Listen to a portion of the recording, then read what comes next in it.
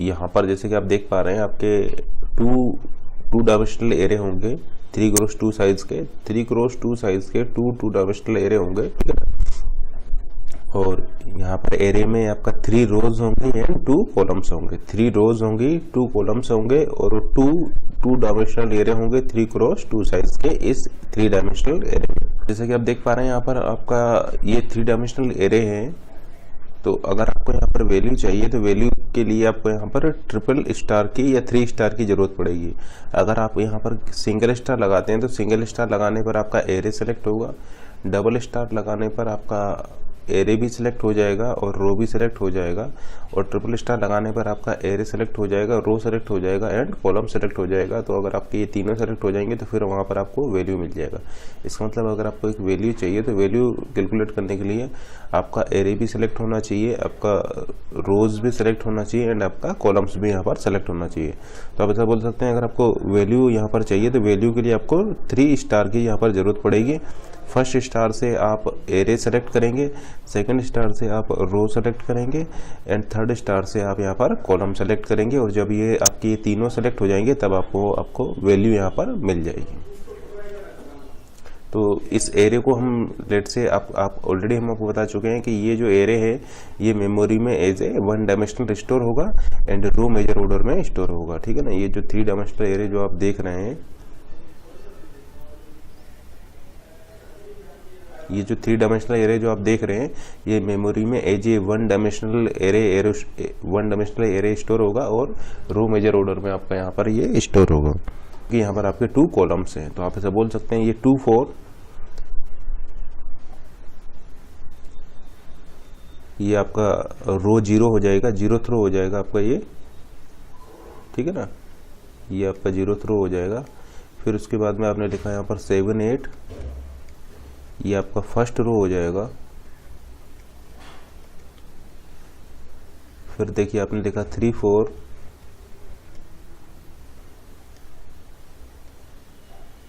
ये आपका second row हो जाएगा R2।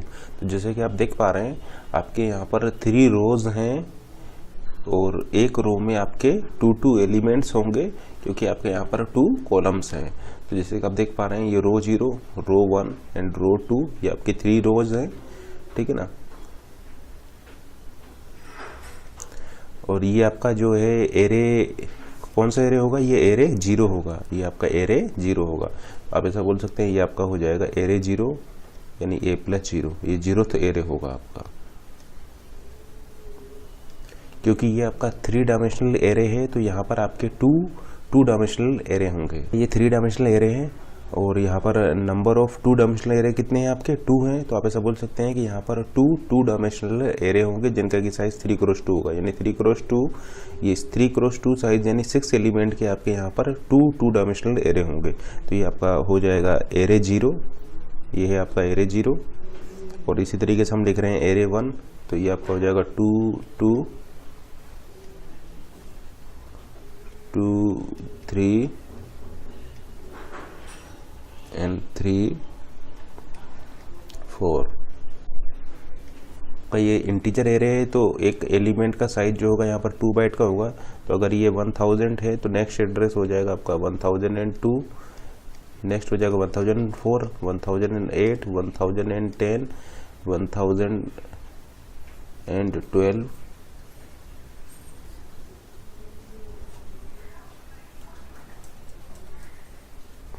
तो नेक्स्ट एड्रेस हो जाएगा 1006, 1008 एलोकेशन हुआ है, जिसमें कि आपके ये 2 डायमेंशनल एरे होंगे।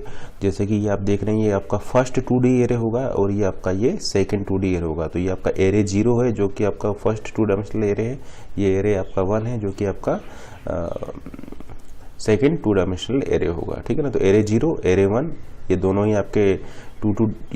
आपके 2 डायमेंशनल एरे हैं। और आपका जो एक 2D एरे में आपका 3 रोज होंगी एंड 2 आपके कॉलम्स होंगे, ठीक है ना। तो जैसे कि आप देख पा रहे हैं आपकी यहाँ पर ये टोटल 3 रोज हैं और चूंकि आपके 2 कॉलम्स हैं तो आप ऐसा बोल सकते हैं कि एक रो में आपके 2 कॉलम्स होंगे। तो जैसा कि देखिए एरे 0 में आपका 3 रोज हैं, एरे 1 में भी आपका 3 रोज हैं और सभी रोज में आपके 2 कॉलम्स हैं। तो ये आपका ये 3 डायमेंशनल एरे मेमोरी में रो मेजर ऑर्डर में इस तरीके से आपका ये रिप्रेजेंट हो। इंडेक्स की बात करें तो देखिए ये इंडेक्स हो जाएगा इसका 0, ये इंडेक्स हो जाएगा 1 2 3 4 5 6 7 8 9 10 एंड 11, ये इनके इंडेक्सेस हो जाएंगे।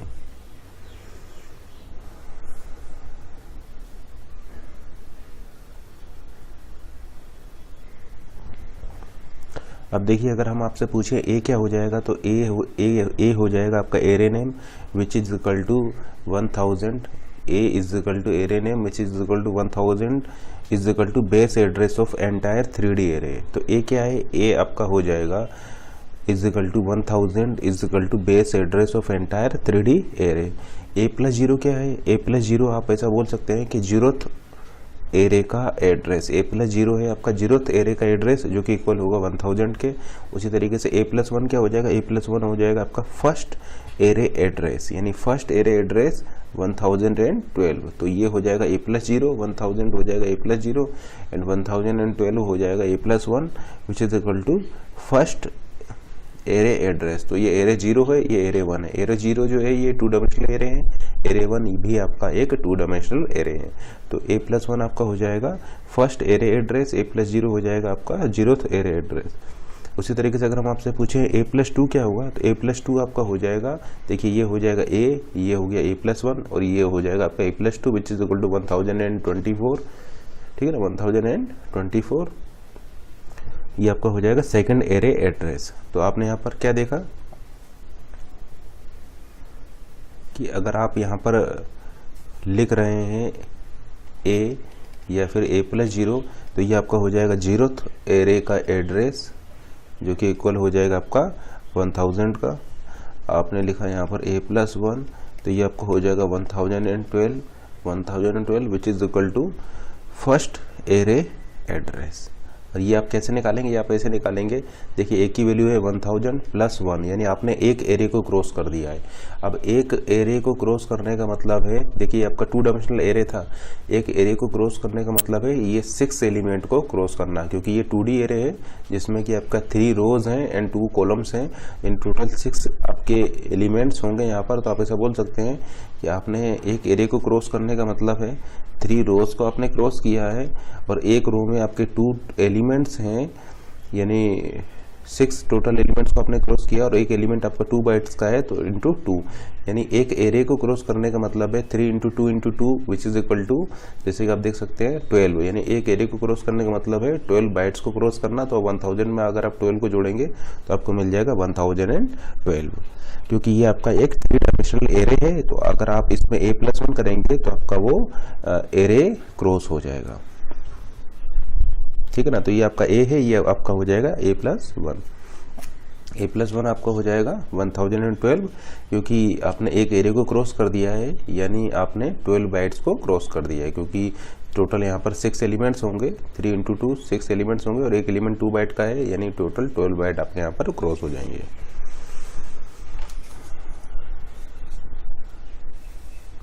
उसी तरीके से अगर हम आपसे पूछें ए प्लस 2 क्या हो जाएगा तो ए प्लस 2 आपका हो जाएगा 1000 प्लस, देखिए आपने 2 एरे को क्रॉस किया है, अब आपने 2 एरे को क्रॉस किया है और एक एरे को क्रॉस करने में आपके यहाँ पर 3 इंटू 2 एलिमेंट्स आपके क्रॉस होते हैं और एक एलिमेंट आपका 2 बाइट का होता है, यानी इसको आप सॉल्व करेंगे तो 6 इंटू 12 इंटू 2 24, यानी आपका आ जाएगा 1024। तो ए प्लस 2 आपका हो जाएगा 1024 which is equal to second array address. बता रहे ए प्लस 0 बता रहा है 0th एरे का एड्रेस, ठीक है ना।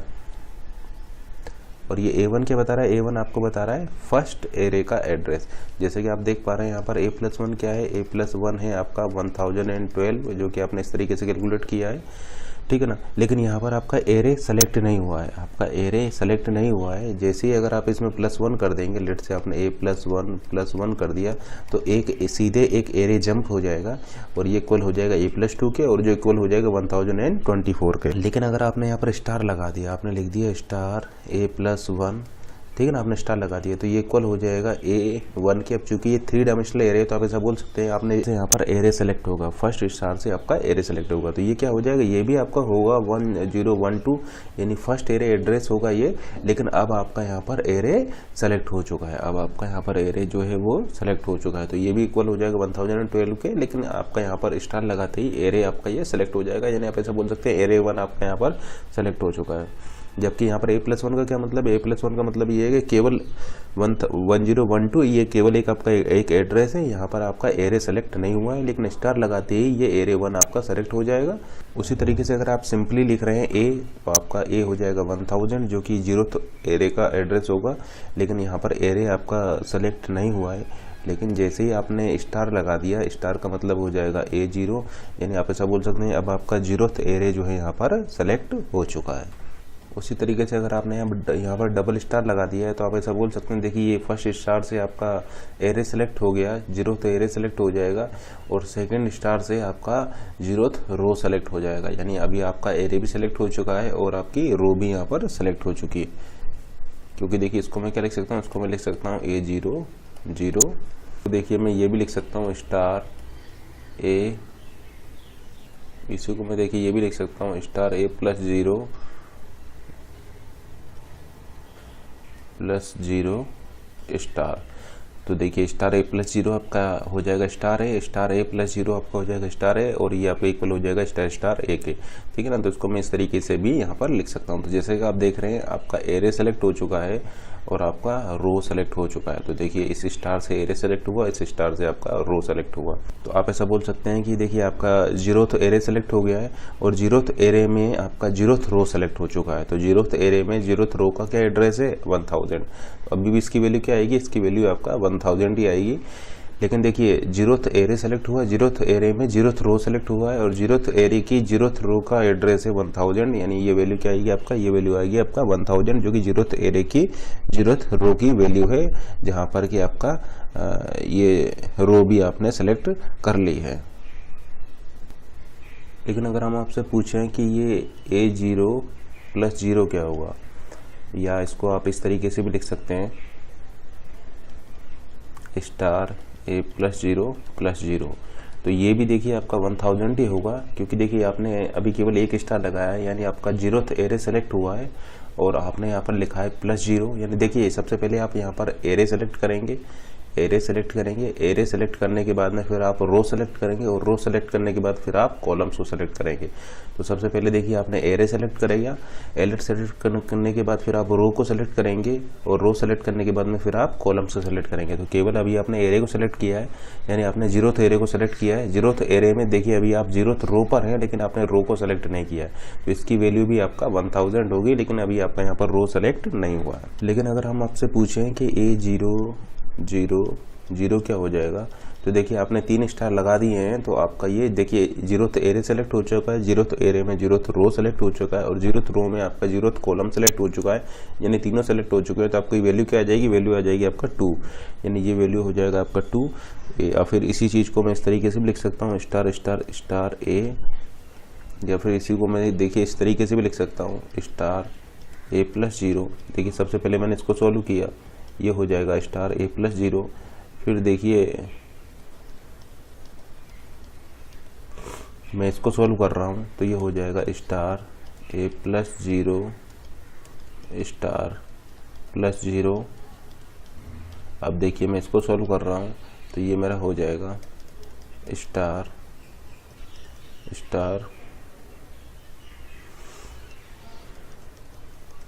A+0+0+0, जहाँ पर ये क्या है, ये है आपका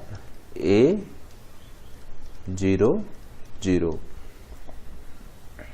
जो कि ऑलरेडी मैं सॉल्व कर चुका हूँ। आपका होगा 1000+0, यानी 1000 आपका देखिए 0th रो भी सिलेक्ट हो चुका था, यहाँ पर 0th कॉलम भी सिलेक्ट हो चुका है। अब 0th देखिए, अब आप यहाँ पर आपका 0th एरे भी सिलेक्ट हो चुका है और 0th रो भी सिलेक्ट हो चुका है। अब आपको कॉलम सेलेक्ट करना है, कॉलम आपने 0th कॉलम को सेलेक्ट कर लिया है, यानी ये वैल्यू हो जाएगा आपका 1000 स्टार 1000 आपका हो जाएगा यहाँ पर 2, क्योंकि आपके रो कॉलम्स एंड क्योंकि आपका एरे, रो एंड कॉलम्स तीनों ही यहाँ पर सेलेक्ट हो चुके हैं। यहाँ से एरे सेलेक्ट हुआ, यहाँ से रो सेलेक्ट हुआ और यहाँ से आपका कॉलम सेलेक्ट हुआ, तो आपको वैल्यू मिल जाएगी यहाँ पर 2।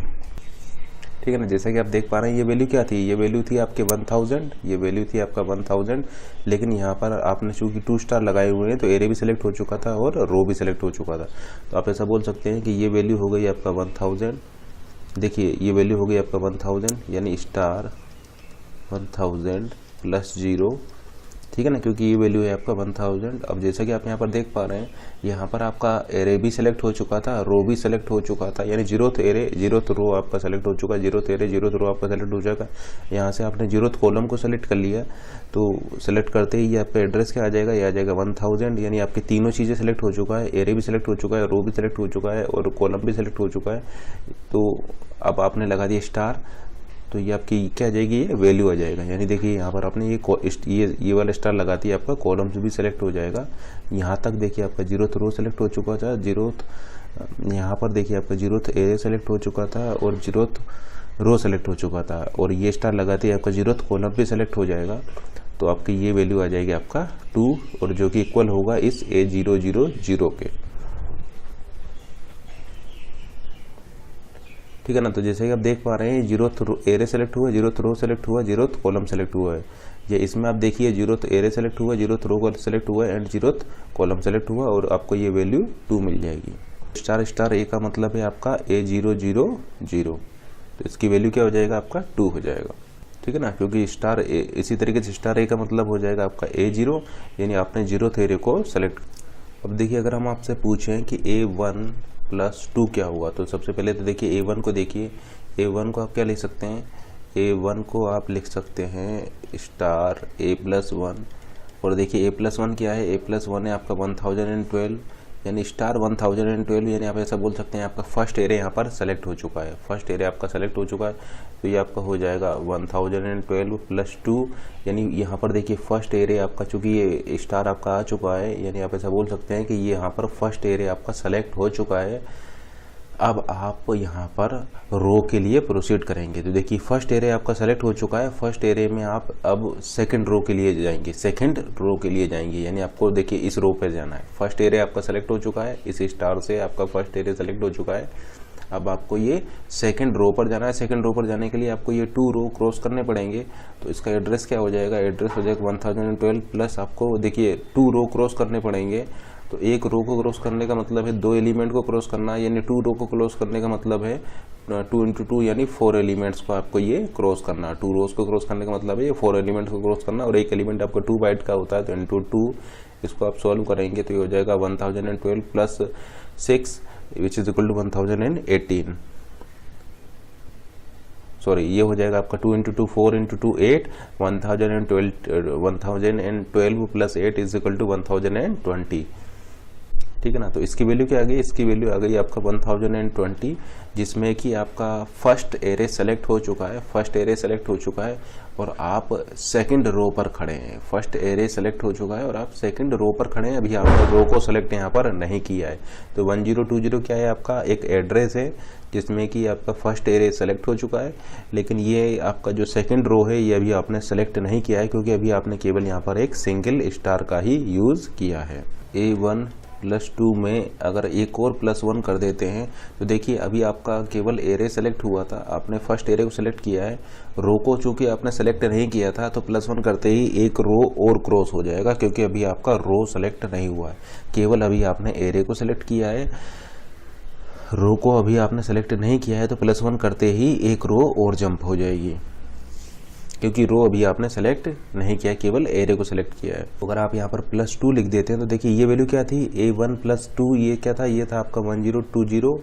जैसे ही आपने +1 किया है, अब देखिए चूंकि आपका यहाँ पर केवल एरे सेलेक्ट हुआ है, रो तो सेलेक्ट हुआ ही नहीं है, तो +1 करते ही आपका रो जंप हो जाएगा, और एक रो में आपके 2 एलिमेंट हैं, यानी एक रो जंप करने का मतलब है 4 बाइट को जंप करना, यानी ये हो जाएगा 1024, क्योंकि 1020 प्लस 4, क्योंकि 4 क्यों लिखा है, क्योंकि आपका एक रो यहाँ पर जंप हुआ है, एक रो जंप होने में आपके 4 बाइट यहाँ पर जंप हो जाएंगे, तो 1024 plus 4 which is equal to 1024, तो ये आपको मिल जाएगा 1024। ये डायरेक्टली इसको आप ऐसे भी लिख सकते हैं A1 प्लस 3, यानी आपने फर्स्ट एरे को सेलेक्ट किया है प्लस 3 रोज जंप कर दिया है। देखिए फर्स्ट एरे को सेलेक्ट करके ये 3 रोज को जंप कर दिया है, तो नेक्स्ट एड्रेस हो जाएगा 1024। इस तरीके से भी आप इसको देख सकते हैं। लेकिन यहाँ पर भी आपने 3 रोज को केवल जंप किया है, आप थर्ड रो पर होंगे, लेकिन वो अभी आपने यहाँ पर सेलेक्ट नहीं की है।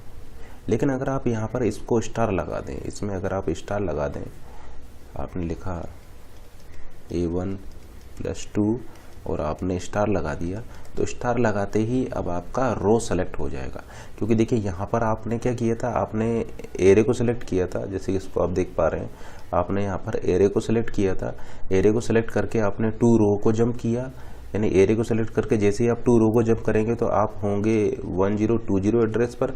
अब आपने स्टार लगा दिया, तो देखिए यहाँ पर आपका एरे सेलेक्ट हो गया था, और अब आपका यहाँ पर 2 रो को जंप करके आप सेकंड रो पर खड़े थे, स्टार लगाते ही आपका सेकंड रो सेलेक्ट हो जाएगा। इसका मतलब देखिए आपका एरे भी सेलेक्ट हो गया, A+1 एरे सेलेक्ट हो गया, 2 रो आपने जंप किया, और जंप करने के बाद आपका ये सेकंड रो भी आपका इस सेकंड एरे से, इस सेकंड स्टार से सेलेक्ट हो जाएगा। यानी सेकंड एरे में, यानी एरे 1 आपका यहाँ पर सेलेक्ट हो गया, इस A1 से आपका एरे 1 सेलेक्ट हो गया। एरे 1 में आपने 2 रो जंप करके ये सेकंड रो को भी यहाँ पर सेलेक्ट कर लिया है, इस स्टार से आपका ये भी सेलेक्ट हो जाएगा। देखिए इसको आप इस तरीके से भी लिख सकते हैं, स्टार A+1 प्लस 2। तो जैसे कि आप यहाँ पर देख पा रहे हैं, यहाँ से A+1 एरे सेलेक्ट हुआ था, यानी एरे 1 आपका सेलेक्ट हुआ था। फिर आपने यहाँ पर 2 रोज को जंप किया था, तो देखिए ये 2 रोज को जंप करके आप 1020 वाले एड्रेस पर थे, 1020 वाले एड्रेस पर थे, और फिर इस स्टार से आपका रो आपने सेलेक्ट कर लिया। यानी आप ऐसा बोल सकते हैं कि एरे 1 में आपने ये सेकंड रो को सेलेक्ट कर लिया है। A1 प्लस 2, इसमें अगर +1 करेंगे तो देखिए एरे 1 आपका सेलेक्ट हो चुका है, एरे 1 में आपने ये सेकंड रो को सेलेक्ट कर चुका है। अब +1 करते ही आप सेकंड रो में कॉलम्स के लिए जाएंगे, ठीक है ना। तो देखिए एरे 1 आपका सेलेक्ट हो चुका है, एरे 1 में आपने सेकंड रो को सेलेक्ट कर चुका है। +1 करते ही अब आपका ये कॉलम्स क्रॉस होंगे, यानी एक कॉलम आपका क्रॉस हो जाएगा और आप चले जाएंगे इस 1022 एड्रेस पर। यानी ये आपका क्या हो जाएगा, देखिए ये आपका था 1020, जिसमें कि आपने एरे को भी सिलेक्ट किया था, एरे 1 आपका सेलेक्ट हो चुका था। एरे 1 में आपने ये सेकंड रो को सेलेक्ट कर चुके थे, यानी एरे 1 सेलेक्ट कर चुके हैं, एरे 1 में आपने सेकंड रो सेलेक्ट कर चुके हैं। अब एरे 1 की सेकंड रो में आपने एक कॉलम को क्रॉस कर दिया है। एक कॉलम को क्रॉस करने का मतलब है 2 बाइट को क्रॉस करना, यानी ये आपका हो जाएगा 1 × 2, क्योंकि आपने एक ही कॉलम को क्रॉस किया है, यानी 2 बाइट को आपने क्रॉस किया है, तो ये एड्रेस हो जाएगा 1022, यानी आप यहाँ पर होंगे। यानी आपने एरे सेलेक्ट कर लिया है, सेकंड रो सेलेक्ट कर लिया है, और आपने एक कॉलम को भी जंप कर दिया है, लेकिन वो उस कॉलम को अभी आपने सेलेक्ट यहाँ पर नहीं किया है, इसलिए एड्रेस आपका आएगा 1022, तो इसकी वैल्यू हो जाएगा 1022, जो कि एरे 1 की सेकंड रो का फर्स्ट कॉलम का एड्रेस होगा। ये देखिए ये आपका 0th कॉलम होगा, ये फर्स्ट कॉलम होगा। देखिए ये एरे 1 की सेकंड रो का ये 0th कॉलम होगा, ये फर्स्ट कॉलम होगा। तो आपने एक कॉलम को जंप कर दिया, यानी फर्स्ट कॉलम की आप बात कर रहे हैं, तो एड्रेस हो जाएगा 1022, लेकिन यहाँ पर ये कॉलम आपका सेलेक्ट नहीं हुआ है। तो इसको सेलेक्ट करने के लिए आपको क्या करना पड़ेगा, फिर से एक और स्टार लगाना पड़ेगा। तो देखिए यहाँ पर फर्स्ट एरे की सेकंड रो का फर्स्ट कॉलम आपने सेलेक्ट कर लिया है। तो देखिए फर्स्ट एरे की सेकंड रो का ये फर्स्ट कॉलम, देखिए 0th कॉलम, ये फर्स्ट कॉलम, ये फर्स्ट कॉलम आपने सेलेक्ट कर लिया है। तो ये हो जाएगा star 1022 which is equal to 4, यानी ये वैल्यू क्या आ जाएगा, आपका 4 आ जाएगा, जो कि इक्वल होगा A121 के, ठीक है ना। और ये वैल्यू क्या होगी, वैल्यू आपकी 4 होगी। तो जैसे कि आप देख पा रहे हैं, आपको ये वैल्यू निकालने के लिए आपको यहाँ पर ये ट्रिपल स्टार की रिक्वायरमेंट होगी। फर्स्ट स्टार से आप एरे सेलेक्ट करेंगे, सेकंड स्टार से आप रो सेलेक्ट करेंगे, और थर्ड स्टार से आप कॉलम सेलेक्ट करेंगे। तो देखिए फर्स्ट एरे की सेकंड रो का फर्स्ट कॉलम आपने सेलेक्ट किया है, जिसकी की वैल्यू यहाँ पर 4 है। यानी देखिए इसको मैं इस तरीके से भी लिख सकता हूँ, स्टार ये क्या है, ये है आपका A1 और ये हो जाएगा 2, यानी इसको मैं लिख सकता हूँ A1 2 + 1, क्योंकि देखिए यहाँ पर मैंने फर्स्ट एरे सेलेक्ट किया, फर्स्ट एरे का सेकंड रो सेलेक्ट किया। अब फर्स्ट एरे की सेकंड रो का ये मैं फर्स्ट कॉलम सेलेक्ट करने जा रहा हूँ। तो देखिए इसको मैं क्या लिख सकता हूँ, इसको मैं A1 2 भी लिख सकता हूँ, ठीक है ना। इसको मैं A1 2 भी लिख सकता हूँ। तो ये देखिए ये मैंने इसको यहाँ पर A1 2 लिख दिया है। उसकी वैल्यू क्या आएगी, इसकी वैल्यू आ जाएगी आपकी 4। तो मतलब अगर हम आपसे पूछें ए का मतलब क्या होगा, ए का मतलब होगा 1000 is equal to base address of total array. Star A का मतलब हो जाएगा 1000 जो कि बेस एड्रेस होगा 0th एरे का। स्टार ए आपका हो जाएगा 1000 जिसमें कि आपका जो कि एड्रेस होगा base address of 0th array and 0th रो, जिसमें कि आपका 0th रो आपका सेलेक्ट हो चुका है। और ठीक है ना, तो ए क्या है, ए है आपका 1000 which is equal to base address of total array. Star A क्या है, स्टार ए आपका हो जाएगा A0 जो कि होगा आपका base address of 0th array, और जहाँ पर कि आपने 0th एरे को सेलेक्ट कर लिया है। स्टार ए आपका हो जाएगा A00 जो कि हो जाएगा 1000 के इक्वल, जो कि इक्वल होगा base address of 0th A and 0th रो, जहाँ पर कि 0th एरे एंड 0th रो दोनों ही आपने सेलेक्ट कर लिए हैं। और स्टार ए आपका इक्वल हो जाएगा A000 के, जिसमें कि आपने 0th रो, जिसमें कि आपने 0th एरे को, 0th रो को एंड 0th कॉलम को तीनों को ही सिलेक्ट कर लिया है। इसका मतलब आपको यहाँ पर अब वैल्यू 2 मिल जाएगा, क्योंकि यहाँ पर देखिए आपने 0th array, 0th row and 0th column तीनों को सिलेक्ट कर लिया, तो आपको वैल्यू 2 मिल जाएगा। और ये आपका हो जाएगा ए, ये हो जाएगा आपका A+1 में आपका हो जाएगा वैल्यू हो जाएगा 1012 जहाँ पर कि आपने एरे को सेलेक्ट नहीं किया है। तो जैसे कि इस प्रोग्राम का आउटपुट अगर हम अब लिखते हैं तो देखिए यहाँ पर आपका ये मान लीजिए आपका ये प्रोग्राम है, हमें इस प्रोग्राम का आउटपुट लिखना है। तो देखिए आपका यहाँ पर ए क्या प्रिंट करेगा, ए आपका प्रिंट करेगा 1000, ठीक है ना। स्टार ए भी प्रिंट करेगा 1000। ये हो जाएगा ए आपका हो जाएगा base address of 3D array, base address of this 3D array. Star A हो जाएगा base address of 0th array. Star A हो जाएगा base address of 0th array, 0th row, जो कि आपका 1000 के इक्वल होगा। और स्टार ए में आपका ये हो जाएगा 0th array, 0th row and 0th column, जो कि आपको ये वैल्यू देगा। यानी आप क्या देख रहे हैं यहाँ पर, आपका 1000, 2 आपका यहाँ पर प्रिंट हो जाएगा। तो ये फर्स्ट प्रिंटअप में आपका ये वैल्यूज यहाँ पर प्रिंट हो जाएंगी। ये ऑलरेडी हम आपको इस तरीके से ये बता चुके हैं यहाँ पर किस तरीके से ये प्रिंट होगा। अब देखते हैं सेकंड प्रिंटअप में आपका क्या प्रिंट होगा। तो देखिए ए क्या है, ए है आपका 1000। ये देखिए ए क्या है, ए है अभी आपका 1000। A+1 करते ही आपका ये 2D एरे जंप हो जाएगा, ये 2D एरे जंप हो जाएगा और आप चले जाएंगे इसमें 1012 पर, ठीक है ना, क्योंकि आपका ये टोटल 12 बाइट का यहाँ पर क्रॉस हो जाएगा, क्योंकि इस 2D एरे में आपका 6 एलिमेंट है और एक एलिमेंट 2 बाइट का है, यानी 12 बाइट का आपका यहाँ पर जंप हो जाएगा। तो A+1 आपका हो जाएगा 1012। लेकिन अगर आपने लिखा हुआ है यहाँ पर, ठीक है ना, A+1 हो जाएगा आपका 1012, यानी यहाँ पर क्या प्रिंट होगा, यहाँ पर प्रिंट होगा 1012। अब देखिए स्टार ए क्या हो जाएगा, स्टार ए हो जाएगा अपने, स्टार ए आपका हो जाएगा 1000, जिसको कि आप लिख सकते हैं A0, ठीक है ना। यहाँ पर क्या है कि आपका 0th एरे सेलेक्ट हो चुका है, आपका 0th एरे सेलेक्ट हो चुका है। तो अगर आपने लिखा स्टार A+1 जो कि इक्वल हो जाएगा A0+1 के, इसका मतलब आपने 0th एरे को सेलेक्ट कर लिया है और आपने 0th एरे को सेलेक्ट करने के बाद में एक रो को जंप कर दिया है। तो देखिए 0th एरे को सेलेक्ट कर लिया यानी 1000 प्लस एक रो को जंप कर दिया। एक रो को जंप करने का मतलब है 4 बाइट को जंप करना, तो +4 विच इज इक्वल टू 1004। तो देखिए स्टार A+1 आपका हो जाएगा 1004, ठीक है ना। यानी आपने देखिए 0th एरे को सिलेक्ट कर लिया है, 0th एरे को सिलेक्ट करने के बाद में आपने एक रो को जंप कर दिया है और आप हैं यहाँ पर इस फर्स्ट रो पर। 0th एरे को सिलेक्ट करके आप हैं फर्स्ट रो पर, क्योंकि रो मेजर ऑर्डर में आपने स्टोर किया है, ठीक है ना। तो आप 0th एरे को सिलेक्ट करके आप हैं यहाँ पर फर्स्ट रो पर, लेकिन आपने फर्स्ट रो को अभी सेलेक्ट नहीं किया है, फर्स्ट रो को सिलेक्ट नहीं किया है। तो ये आपका ये क्या प्रिंट करेगा, ये प्रिंट करेगा 1004।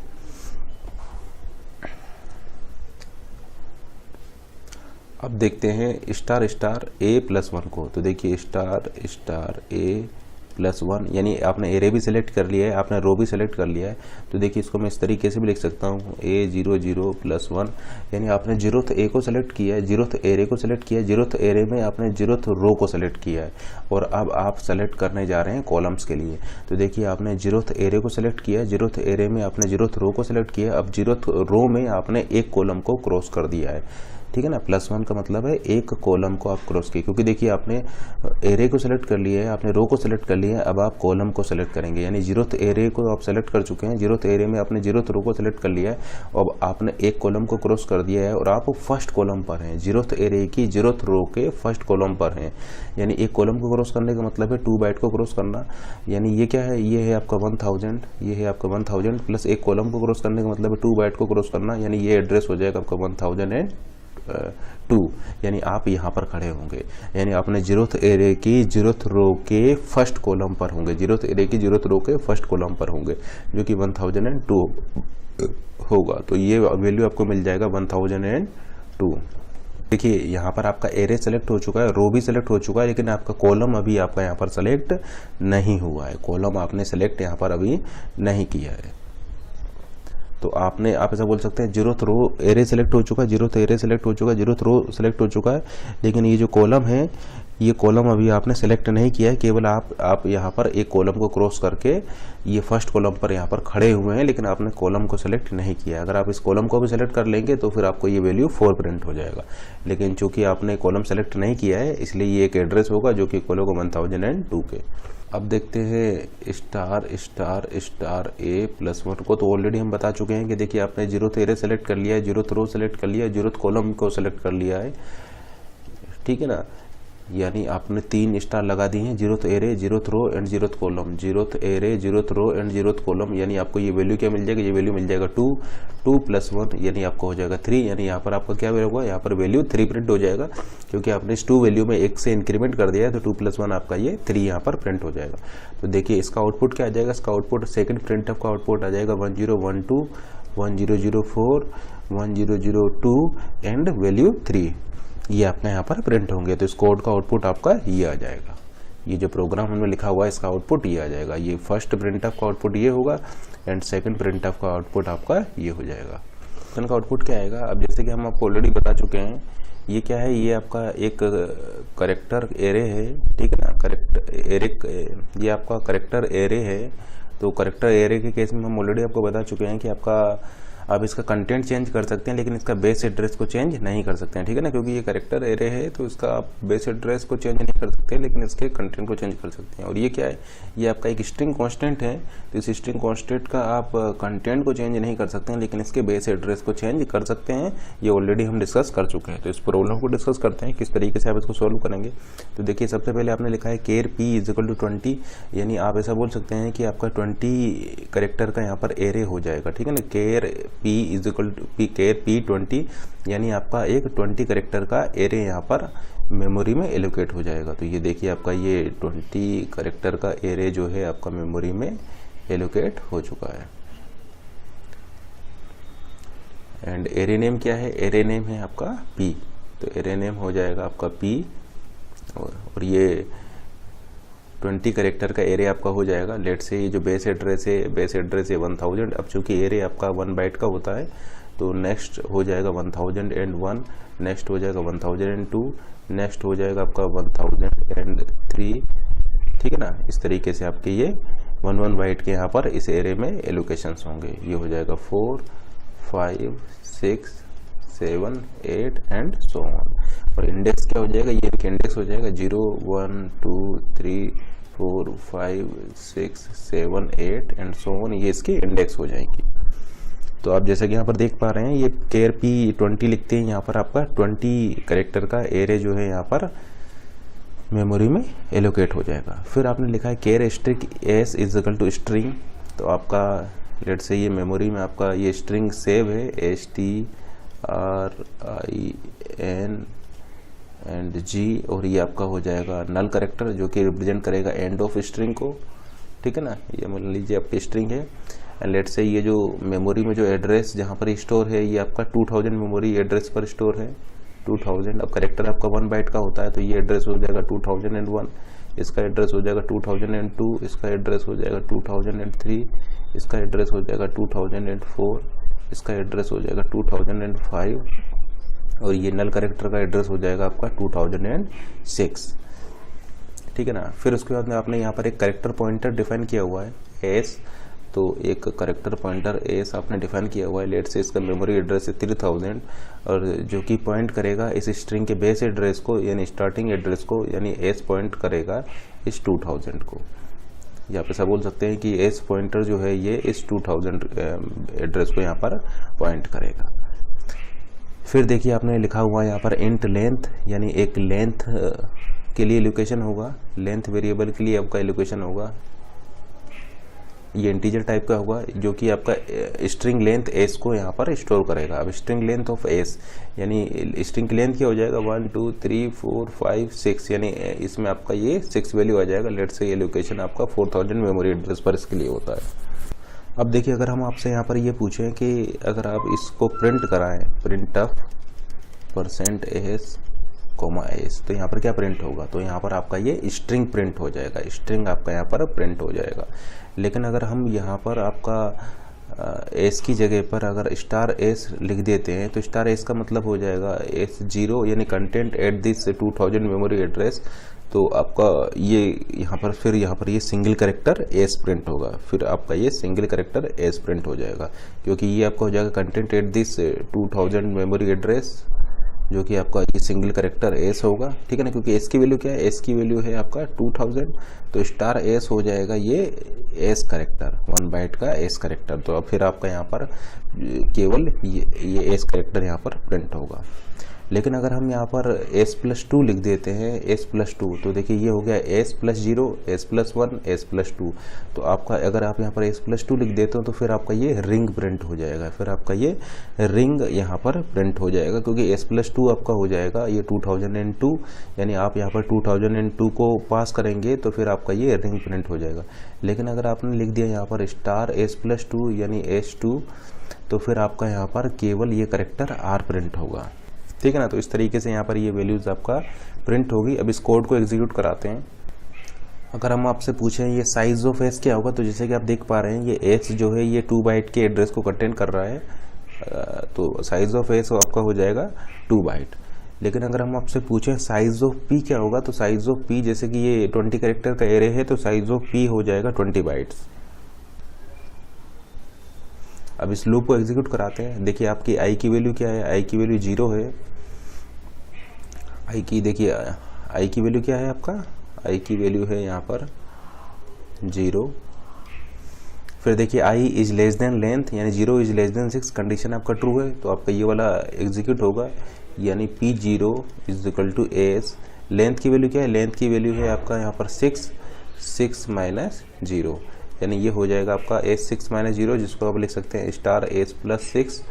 ठीक है ना, अब ये आपका 1 बाइट का होता है, तो ये हो जाएगा 2006, यानी कंटेंट एट दिस 2006 एड्रेस, जो कि आपका क्या है नल character.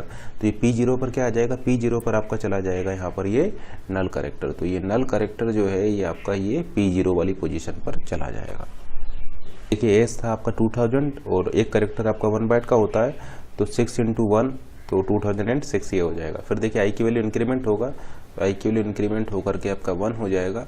1 is less than 6, condition आपका ट्रू है, तो फिर आपका यहाँ पर P1 आ जाएगा is equal to S 6 - 1 is equal to S+5 is equal to 2005, यानी कंटेंट एट दिस 2005 एड्रेस, जो कि आपका G है, तो आप बोल सकते हैं कि आपका यहाँ पर G आ जाएगा।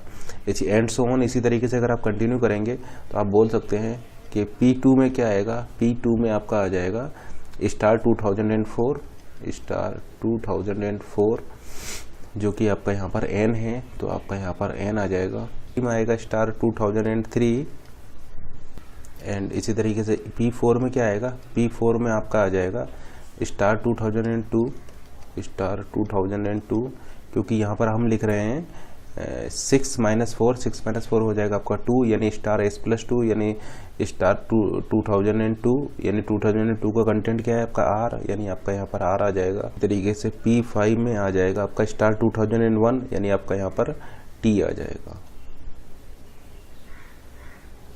ठीक है ना, तो यहाँ पर आपके आई की वैल्यू क्या है, आई की वैल्यू है आपका 5। अब जैसे कि आप यहाँ पर देख पा रहे हैं आपने पैरेंथेसिस को यूज़ नहीं किया है, तो अब चूंकि आपने पैरेंथेसिस को यूज़ नहीं किया है तो ये जो एक स्टेटमेंट जो है ये इसमें फॉर लूप में बाय डिफ़ॉल्ट ऑटोमेटिकली इंक्लूडेड होगा, ठीक है ना। अगर आप पैरेंथेसिस को यहाँ पर यूज नहीं करते हैं तो बाय डिफ़ॉल्ट इस लूप में आपका एक स्टेटमेंट इंक्लूडेड होगा। अब देखिए आपने पैरेंथेसिस का भी यूज नहीं किया है और आपने यहाँ पर सेमीकोलन नहीं लगाया। अगर आप यहाँ पर सेमीकोलन लगा देते तो फिर ये फॉर लूप आपका यहीं पर ही टर्मिनेट हो जाता, ठीक है ना। अगर आप यहाँ सेमीकोलन लगा देते तो फिर आपका ये वाला स्टेटमेंट फॉर लूप के साथ एग्जीक्यूट नहीं होता। आपने यहाँ पर सेमीकोलन नहीं लगाया, आपने ब्रैकेट पैरेंथेसिस भी नहीं लगाया, ये जो स्टेटमेंट जो होगा ये बाय डिफ़ॉल्ट इस फॉर लूप के साथ में आपका एग्जीक्यूट होगा। ये सी प्रोग्रामिंग है, इतना आपने पहले से पढ़ा होगा।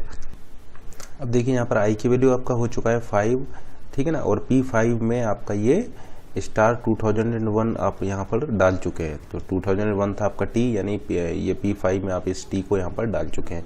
फिर इसके बाद में क्या होगा, इसके बाद में होगा इंक्रीमेंट, आई की वैल्यू में इंक्रीमेंट होगा। आई की वैल्यू 5 से 6 हो जाएगा, आई की वैल्यू 5 से 6 हो जाएगा। और फिर ये कंडीशन चेक करेंगे, 6 is less than 6, condition false, तो आपका ये लूप से बाहर आ जाएगा।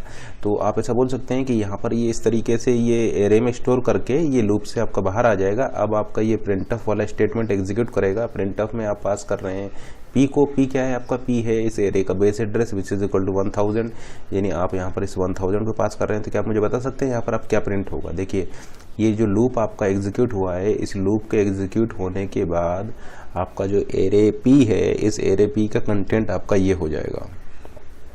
अब देखिए आपने यहाँ पर चूंकि पैरेंथेसिस नहीं लगाया है तो बाय डिफ़ॉल्ट एक स्टेटमेंट इस लूप में इंक्लूडेड होगा, ठीक है ना।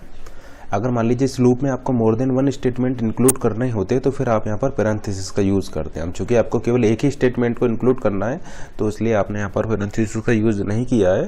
इसका मतलब बाय डिफ़ॉल्ट ये वन स्टेटमेंट को लूप में इंक्लूड करेगा।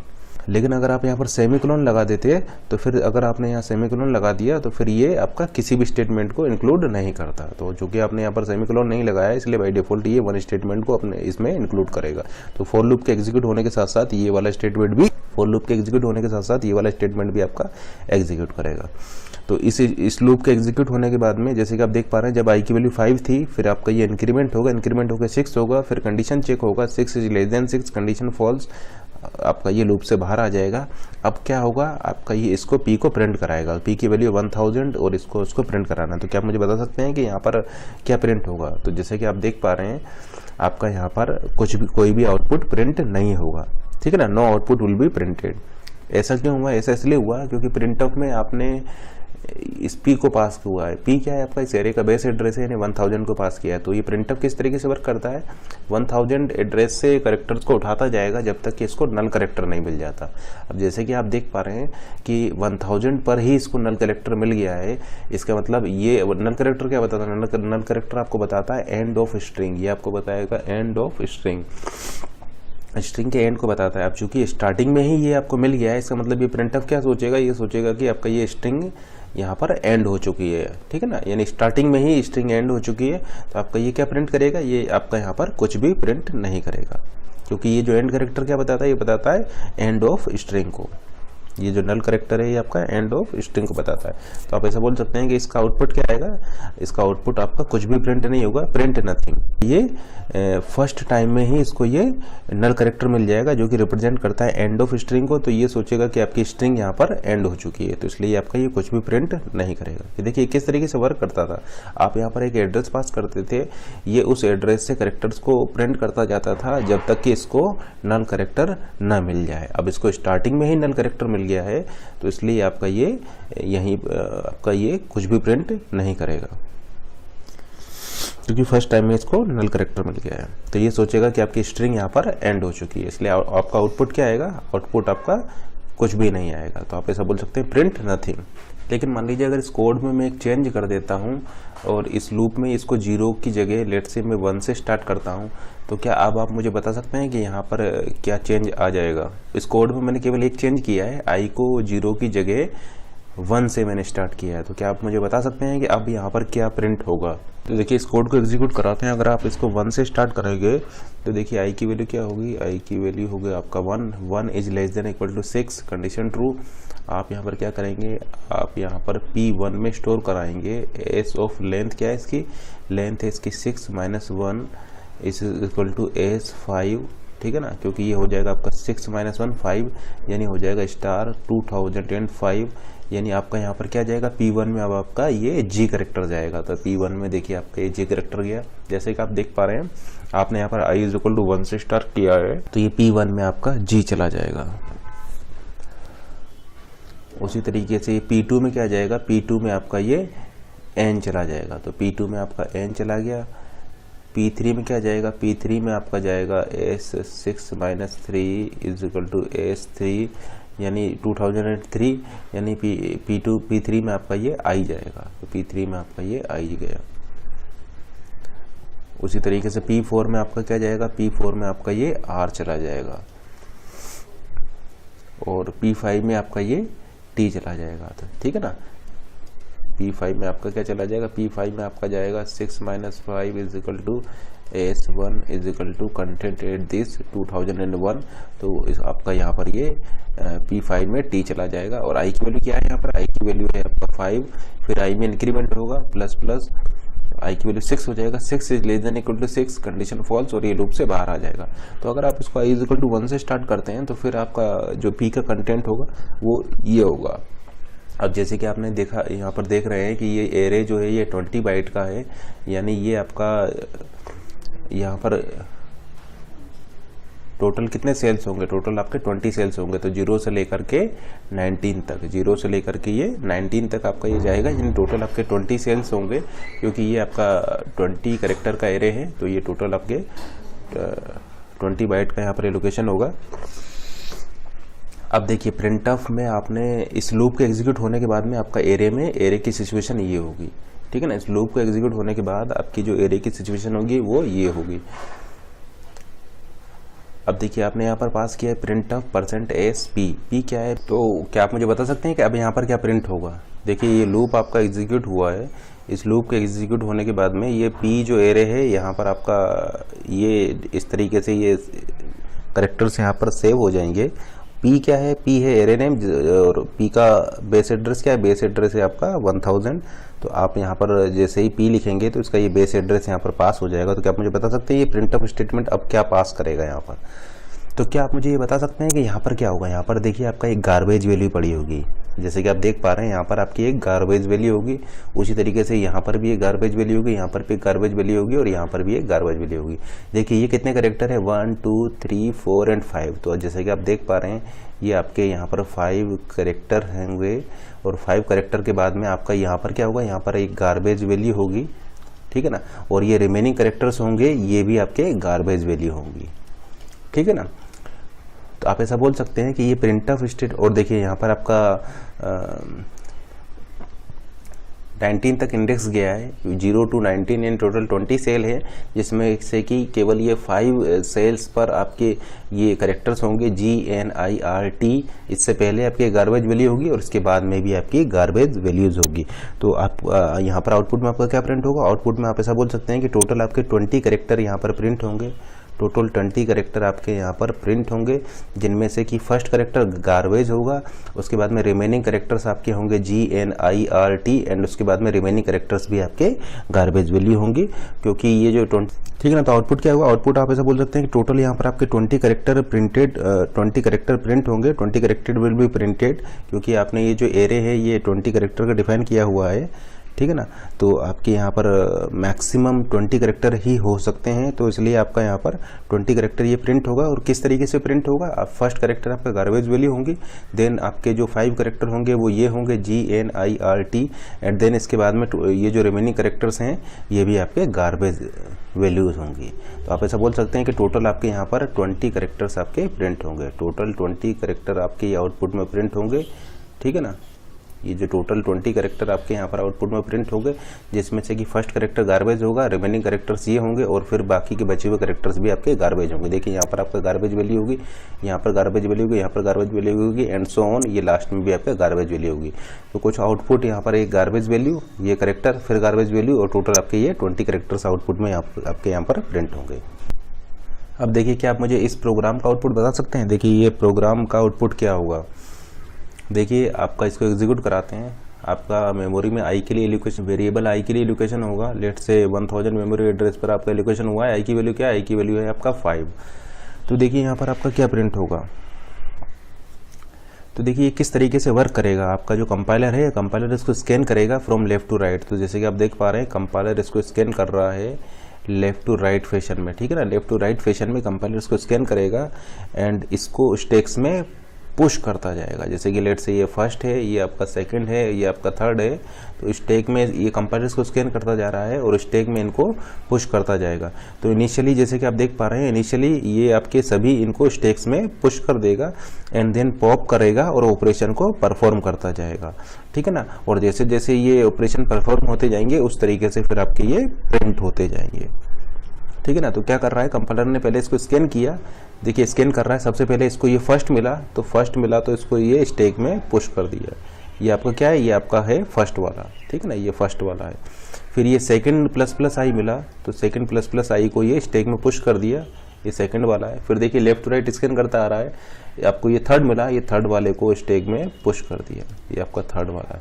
तो इस तरीके से आपने क्या देखा, कंपाइलर इसको स्कैन करता है left to right, compiler scan कर रहा है लेफ्ट टू राइट फैशन में, और जैसे इसको ये मिल रहे हैं ये इनको स्टैक्स में पुश करता जा रहा है और पुश, और फिर इसके बाद में क्या करेगा, ये वन बाई वन इनको पॉप करता जाएगा और ये जो ऑपरेशन है इसको परफॉर्म करता जाएगा और यहाँ पर आपकी आउटपुट प्रिंट होते जाएंगे।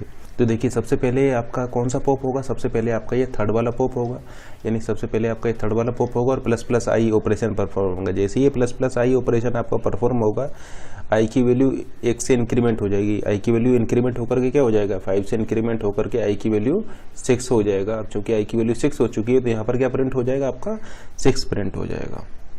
फिर देखिए ये आपका ये सेकंड वाला प्लस प्लस पॉप होगा, ये सेकंड प्लस प्लस पॉप होगा और आई की वैल्यू में फिर से एक इंक्रीमेंट होगा। अब आई की वैल्यू 6 से इंक्रीमेंट होकर के 7 हो जाएगा और आपका यहाँ पर 7 प्रिंट हो जाएगा। फिर ये आपका ये लास्ट वाला प्लस प्लस आई पॉप होगा, आई की वैल्यू 7 से इंक्रीमेंट होकर के 8 हो जाएगा और आपका यहाँ पर 8 प्रिंट हो जाएगा। तो इस तरीके से आपका ये 6, 7, 8 यहाँ पर प्रिंट होंगे।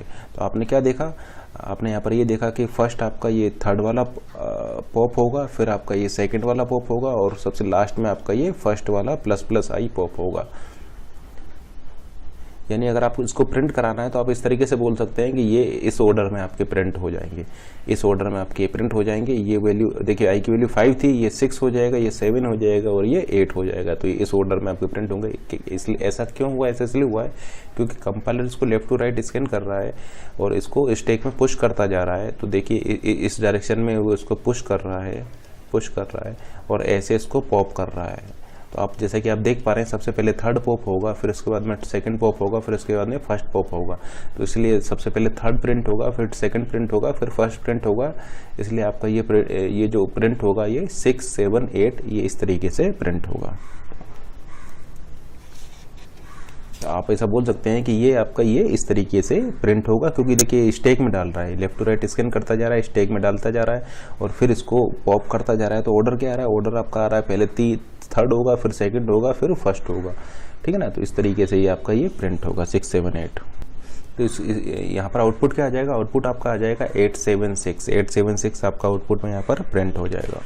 ये 876 आपका प्रिंट होगा अगर आपका सिस्टम साइड इफेक्ट को सपोर्ट नहीं करता होगा, ठीक है ना। अगर आपका सिस्टम साइड इफेक्ट्स को सपोर्ट नहीं करता होगा तब ये प्रिंट होगा 6, 7, 8। और अगर आपका सिस्टम साइड इफेक्ट को सपोर्ट करता होगा तो फिर आपका आउटपुट आएगा 8, 8, 8, ठीक है ना। आपका आउटपुट यहाँ पर आएगा 8, 8, 8 अगर आपका सिस्टम साइड इफेक्ट को सपोर्ट करता होगा। और अगर साइड इफेक्ट को सपोर्ट नहीं करता है तब ये आएगा। साइड इफेक्ट क्या है, साइड इफेक्ट है आपका कि एक एक्सप्रेशन की, एक वेरिएबल की एक एक्सप्रेशन में एक ही वैल्यू हो सकती है, एक वेरिएबल की एक एक्सप्रेशन में एक ही वैल्यू हो सकती है। लेट से आपने लिखा हुआ है x² + 2x + 1, तो ये एक एक्सप्रेशन है, इस एक्सप्रेशन में x की केवल एक ही वैल्यू हो सकती है। तो एक वेरिएबल की एक एक्सप्रेशन में एक ही वैल्यू हो सकती है। लेट से आपने x की वैल्यू 5 लिया हुआ है तो यहाँ पर x की वैल्यू 5 होगी यानी 25 और यहाँ पर होगा 10 और ये आपका है 1 यानी ये वैल्यूज होगी। ऐसा नहीं हो सकता कि इसमें x की वैल्यू 6 हो और इसमें x की वैल्यू 4 हो, यानी ये हो जाए 36 और ये हो जाए 8 और ये हो जाए 1, ऐसा नहीं हो सकता। यानी एक x की एक ही एक्सप्रेशन में दो वैल्यू नहीं हो सकती, ठीक है ना। तो ये आपका होता है साइड इफेक्ट, ठीक है ना। साइड इफेक्ट बोलता है कि एक वेरिएबल की एक एक्सप्रेशन में एक ही वैल्यू हो सकती है। जैसे आपने अगर x की वैल्यू 5 लिया हुआ है तो यहाँ पर भी x की वैल्यू 5 होगी और यहाँ पर भी x की वैल्यू 5 होगा। ऐसा नहीं हो सकता कि यहाँ पर x की वैल्यू 6 हो और यहाँ पर x की वैल्यू 8 हो। तो ये कौन बोलता है, साइड इफेक्ट। तो अगर आपका सिस्टम साइड इफेक्ट को सपोर्ट करता है तो जैसे कि आप देख पा रहे हैं ये जो वेरिएबल आई है ये केवल एक ही वेरिएबल है, ये जो वेरिएबल आई है ये केवल एक ही वेरिएबल है। तो ऐसा नहीं हो सकता कि इसकी ये 3 डिफरेंट वैल्यू हो, यहाँ पर 6 है, यहाँ पर 7 है, यहाँ पर 8 है। तो अगर साइड इफेक्ट को सपोर्ट करता होगा तो फिर ये जो इसकी फाइनल वैल्यू है ये इसको सबको असाइन कर देगा, यानी ये भी 8 होगा, ये भी 8 होगा और ये भी 8 होगा। तो ये आपका प्रिंट होगा, ये आपका प्रिंट होगा आउटपुट में, अगर आपका जो कंपाइलर है वो आपका अगर साइड इफेक्ट को सपोर्ट करता होगा। अगर साइड इफेक्ट को सपोर्ट नहीं करता है तब आपका आउटपुट आएगा 876, साइड इफेक्ट को सपोर्ट करता है तो आपका आंसर आएगा 888। क्योंकि साइड इफेक्ट में एक वेरिएबल की 3 वैल्यू नहीं हो सकती। जैसे कि आप देख पा रहे हैं ये आई वेरिएबल एक ही वेरिएबल है, आई वेरिएबल जो है ये एक ही वेरिएबल है, जबकि यहाँ पर वैल्यू 6 है, यहाँ पर 7 है, यहाँ पर 8 है। तो साइड इफेक्ट के केस में ऐसा नहीं। तो साइड इफेक्ट में आपका एक वेरिएबल की एक ही वैल्यू होगी एक एक्सप्रेशन में। तो अगर आप यहाँ पर आई की अपडेटेड वैल्यू 8 को लेंगे तो साइड इफेक्ट के केस में ये updated value, last updated value 8 को लेंगे तो साइड इफेक्ट के केस में आपका आउटपुट आएगा 888। और अगर साइड इफेक्ट को आपका सिस्टम सपोर्ट नहीं कर रहा तो आंसर आएगा 876। उसी तरीके से इस प्रोग्राम को देखिए, यहाँ पर इसका आउटपुट क्या आएगा। तो देखिए आई की वैल्यू क्या है, आई की वैल्यू है आपका 1, लेट से 1000 मेमोरी एड्रेस पर है। फिर आप इसको सॉल्व कर रहे हैं, आपने लिखा I is equal to I plus 2 into I plus plus. ये देखिए आपका कौन सा इंक्रीमेंट है, ये आपका पोस्ट इंक्रीमेंट है। पोस्ट इंक्रीमेंट आपका बाद में होता है, प्री इंक्रीमेंट आपका पहले होता है। ये प्लस प्लस आई क्या है, ये आपका प्री इंक्रीमेंट है।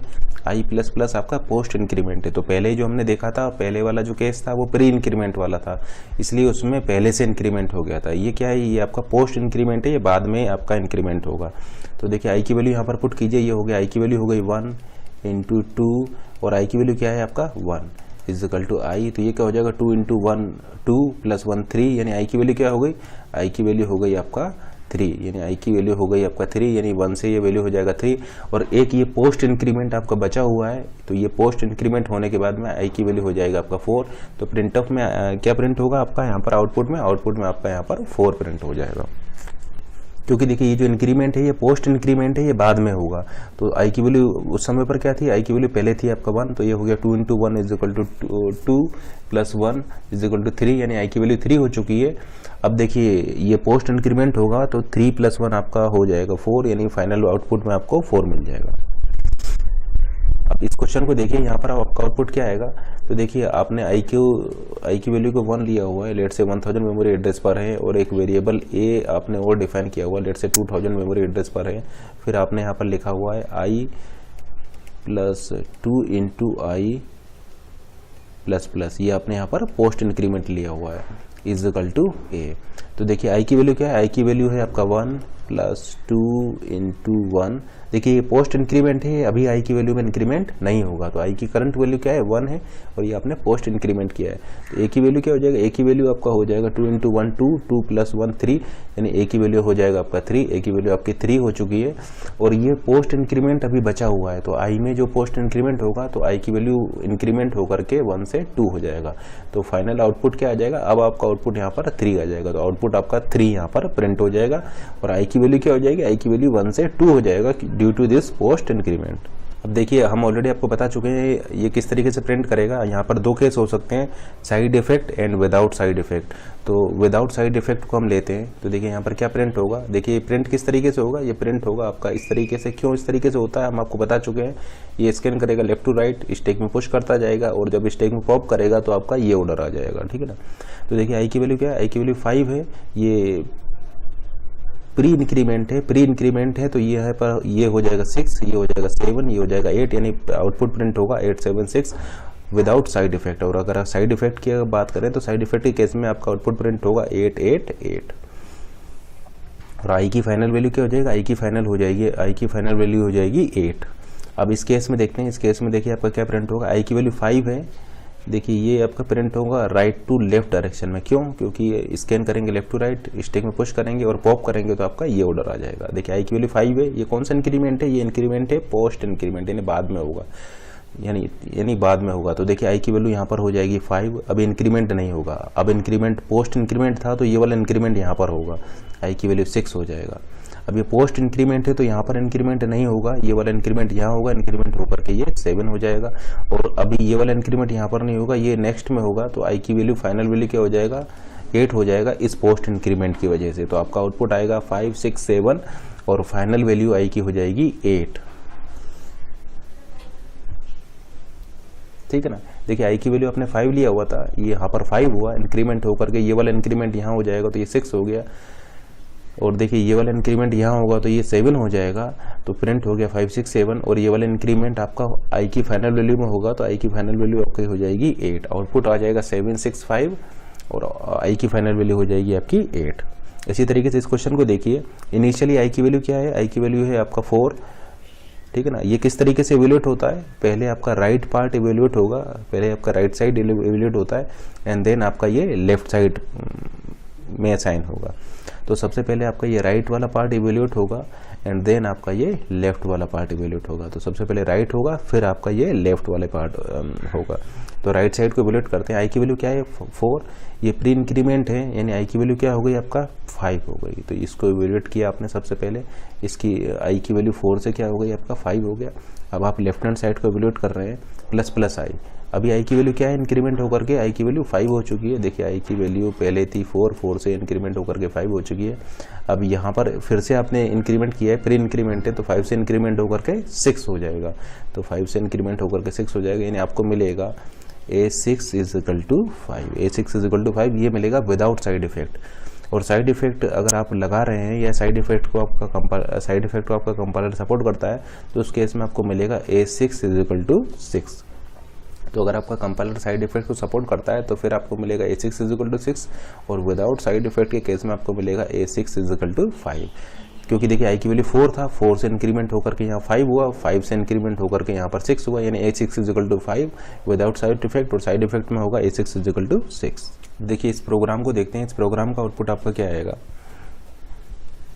यहाँ पर जैसे कि आप देख पा रहे हैं, यहाँ पर हमने लॉजिकल एंड यूज किया है, ये भी लॉजिकल एंड है, ये लॉजिकल और है, यानी लॉजिकल एंड और लॉजिकल और हमने यूज किया है। ये बूलियन एक्सप्रेशन है, तो इसका आउटपुट क्या आएगा, या तो ट्रू आएगा या फॉल्स आएगा, यानी या तो 1 आएगा या फिर 0 आएगा। तो इस केस में जैसे कि आप देख सकते हैं यहाँ पर प्रिंट ऑफ में आपका ये देखिए क्या प्रिंट होगा यहाँ पर।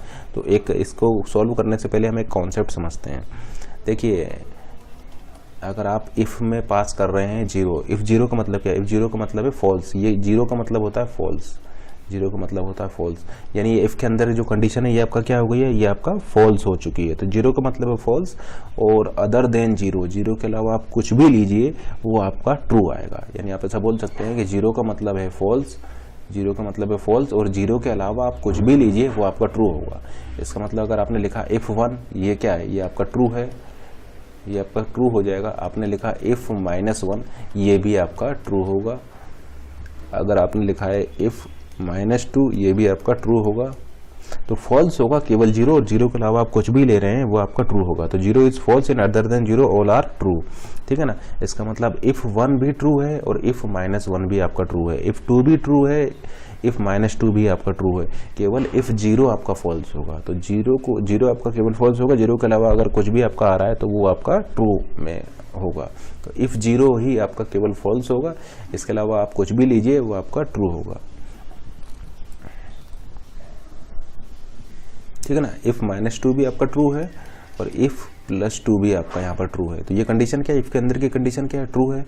इफ़ के अंदर की कंडीशन क्या है, ट्रू है। केवल ये 0 के केस में आपका ये फॉल्स होता है। तो 0 is false, other than 0 all are true. अब देखिए हम शॉर्ट सर्किटिंग का कॉन्सेप्ट यूज करने जा रहे हैं यहाँ पर। तो शॉर्ट सर्किटिंग क्या होता है, लेट से आपके पास कोई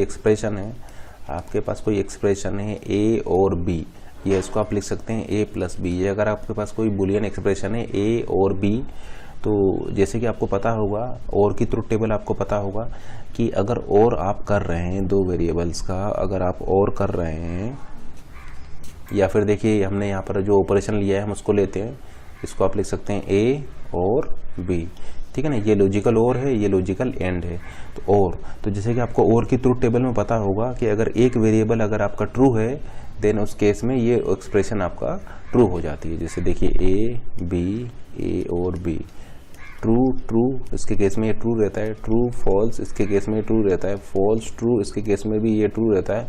ये केवल फॉल्स होता है जब ये दोनों आपके फॉल्स होते हैं। तो आप क्या देख रहे हैं कि ये ए और बी आपका ट्रू होगा, ए और बी आपका ट्रू होगा अगर ए और बी में से कोई एक भी आपका ट्रू हो जाता है। तो जैसे कि आप देखिए यहाँ पर ए ट्रू है तब भी ये ट्रू हो गया, बी ट्रू है तब भी ट्रू हो गया, यहाँ पर दोनों ट्रू है तब भी ये ट्रू हो गया। केवल फॉल्स केवल एक केस में होगा जब ये दोनों आपके फॉल्स हो गए। इसका मतलब ये जो एक्सप्रेशन है ए और बी ये आपका ट्रू होगा अगर आपका ए ट्रू हो या बी ट्रू हो या दोनों ट्रू हो, ए और बी दोनों ट्रू हो। यानी ए और बी आपका ट्रू होगा अगर आपका ए ट्रू हो या फिर बी ट्रू हो या फिर ए और बी दोनों आपके ट्रू हो। इसका मतलब देखिए कंपाइलर जो है वो इसको इवेल्यूएट करते आ रहा है एंड लेट से अगर आपका ए ट्रू है, अगर आपका ए ट्रू है तो चूंकि आपका ए ट्रू है तो ये ओवरऑल एक्सप्रेशन आपका ट्रू हो जाएगी। अगर आपका ए ट्रू है तो ये ओवरऑल एक्सप्रेशन आपका ट्रू हो जाएगा। ये ओवरऑल एक्सप्रेशन जो है ये इस पे डिपेंड ही नहीं करेगा कि बी की वैल्यू फॉल्स है या ट्रू है। अगर केवल ए आपका ट्रू है, लेट से ए आपका ट्रू है, तो ये जो एक्सप्रेशन है ये आपका ट्रू हो जाएगा। ये बी की वैल्यू पर डिपेंड ही नहीं कर रहा है। बी अगर फॉल्स है तब भी ये ट्रू होगा, बी अगर ट्रू है तब भी ये ट्रू होगा। इसका मतलब आप इसको शॉर्ट सर्किट कर सकते हैं। इस बी को आपको चेक करने की जरूरत नहीं है। अगर आपको ए ट्रू मिल जाता है और यहाँ पर और है तो डायरेक्टली आप ऐसा बोल सकते हैं कि इस एक्सप्रेशन की वैल्यू ट्रू हो जाएगा, आपको इसको चेक करने की जरूरत ही नहीं है। तो इसको हम बोलते हैं शॉर्ट सर्किटिंग, ठीक है ना। तो आप ऐसा बोल सकते हैं कि अगर आपका ट्रू है देन एक्सप्रेशन जो है वो आपका ऑलवेज ट्रू रहेगा। तो आपको उस बी को चेक करने की कोई भी नीड नहीं है, no need to check b, ठीक है ना।